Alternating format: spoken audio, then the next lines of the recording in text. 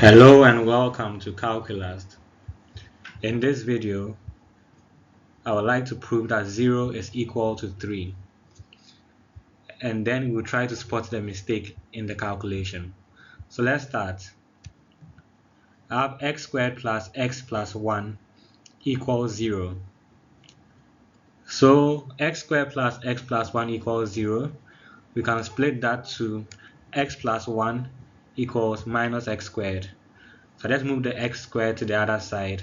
So I have x plus 1 equals minus x squared. Now let's go back to our original equation. So I can divide through by x. So x squared plus x plus 1 over x equals 0 over x. We know x cannot be 0 because if x is 0, the equation is not satisfied, right?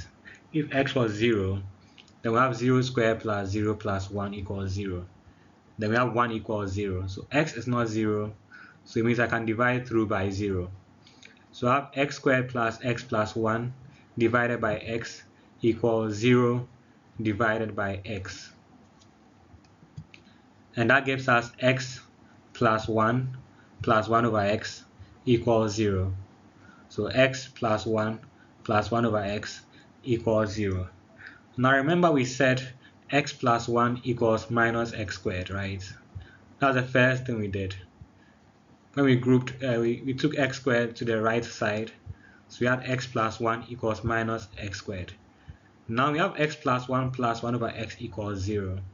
So I can replace x plus 1 with minus x squared since they are equal. So now I have minus x squared plus 1 over x equals 0. Right? Since x plus 1 is equal to minus x squared, you can do that. Now the next thing we'll do is to take minus x squared to the other side, right? So we have 1 over x equals x squared. 1 over x equals x squared. And we know x cannot be 0, so I can multiply through by x, and we have x cubed equals 1. So we multiply through by x, and we have x cubed equals 1. Now if x cubed is equal to 1, then we know it means x is 1, right?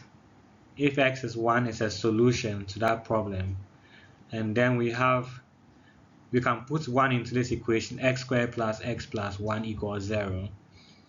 And if x equals 1 is a possible solution, then we have 1 squared plus 1 equals 0, right? And then solving that, we have 3 equals 0. So I've just proved that 3 is equal to 0. Can you spot the mistake? If you can, drop it in the comments. Thanks for watching. Bye.